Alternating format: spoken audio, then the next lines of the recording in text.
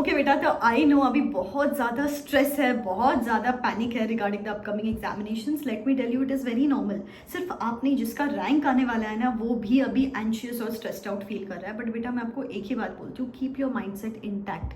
आपने पढ़ाई की है, खुद को याद दिलाओ यार वो सारे सैक्रिफाइसेस जो आपने किए, जो इतनी मेहनत की है, हार्ड वर्क पुट इन किया है। I am telling you, all of this is going to pay off. आपको सब याद आने वाला है एग्जामिनेशंस में।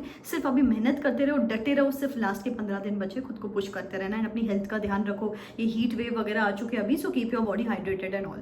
सो मुझे पता है अभी कंफ्यूजन है, एफआर का पेपर अभी आप जल्द पढ़ाई करना शुरू करोगे, तो मैम कैसे करें, क्या करें, एबीसी एनालिसिस के हिसाब से अभी हमको कैसे पढ़ना चाहिए। तो रिसेंटली ना आईसीएआई बोर्ड ऑफ स्टडीज ने अपना वेबिनार का सीरीज 2 कंडक्ट किया था, जहाँ पे दे डिस्कस्ड कि ये ए कैटेगरी इंडेसेस है, ये बी कैटेगरी इंडेसेस है, एंड कुछ ऐसे क्रूशियल कॉन्सेप्ट्स उन्होंने डिस्कस किए in the A category indices की इनमें इन एडजस्टमेंट्स पर से चांसेस है कि अपकमिंग एग्जामिनेशंस में क्वेश्चंस आए।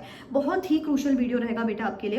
एंड ऐसे ही वेबिनार 2 में उन्होंने राउंडिंग ऑफ एएफएम रिलेटेड कुछ चीज़ें बताई है, I think DT IDT related भी कुछ चीज़ें बताई है। मैं काफ़ी सारी चीज़ें आपको चैनल पे देती रहूँगी, एग्जाम पॉइंट ऑफ व्यू से क्रूशियल चीज़ें जो आपको ज़रूरत पड़ती रहेगी चैनल पे मिलता रहेगा आपको। बस सब्सक्राइब करके रखना, बेल आइकॉन हिट करके रखना, so that you stay notified. यहाँ पे मैं स्क्रीन पे आपके साथ पीडीएफ शेयर कर देती हूँ। जैसे कि A category Ind ASes they set business combinations, consolidations, financial instruments 115, 116, 102, 101 and analysis of financial statements. इसके साथ साथ बी कैटेगरी इंडेसेस 36, 33, 37, 21, 113, 23, 16, 7, 10, 12 एंड 1। बेटा ये जो पूरा मैं कॉन्सेप्ट्स और ये पीडीएफ है ना, मेरे टेलीग्राम हैंडल पे डाल दूंगी, डिस्क्रिप्शन बॉक्स में टेलीग्राम हैंडल का लिंक है।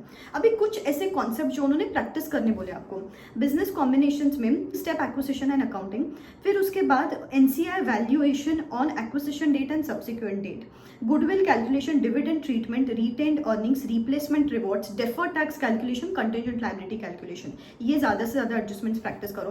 इंडेस 116 पर से lease identification and modification, presentation of lease liability in balance sheet, initial recognition, measurement, subsequent measurement and remeasurement. इन एडजस्टमेंट्स पर से क्वेश्चंस एक्सपेक्टेड है अपकमिंग एग्जामिनेशंस में। इंडेस 102 पर से equity settled SBPT, cash settled SBPT and SAR का accounting आप यहाँ पे देख लेना। इंडेस 1 पर से operating cycle, current and non current item classification and breach of contract and reclassification. ऐसी कुछ चीज़ें उन्होंने बताई। ये सारा पीडीएफ, हर चीज़ का एडजस्टमेंट्स का पीडीएफ मैं टेलीग्राम हैंडल पे डाल दूंगी। बस आपको इन चीज़ों पे ज़्यादा ध्यान देना है।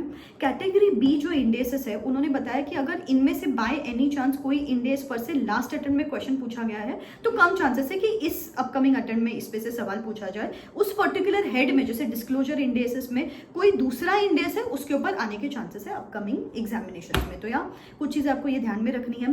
लैंग्वेज का ध्यान रखो यहाँ पे, बिकॉज की वर्ड्स, टेक्निकल वर्ड्स लिखने पड़ेंगे आपको प्रोविजंस में। यहाँ पे पेपर यहाँ पे खत्म नहीं हो पाता है, तो अभी से जब भी प्रैक्टिस करोगे आप मेक श्योर करो 14 मार्क के क्वेश्चंस के लिए 25 मिनट्स के ऊपर नहीं है आपके पास, उस हिसाब से प्रैक्टिस करो यहाँ पे, ठीक है। हो जाएगा, पहला पेपर है, पहले पेपर में ही फोर्थ डालो, बाकी का मोमेंटम सेट हो जाएगा बचे हुए एग्जामिनेशंस के लिए। मैं रहूंगी आपके साथ कॉन्स्टेंटली, आपको इंपॉर्टेंट चीजें एग्जामिनेशन पॉइंट ऑफ व्यू के हिसाब से डालती रहूंगी चैनल पे। बस आप पढ़ते रहो। All the very best, bye bye, take care.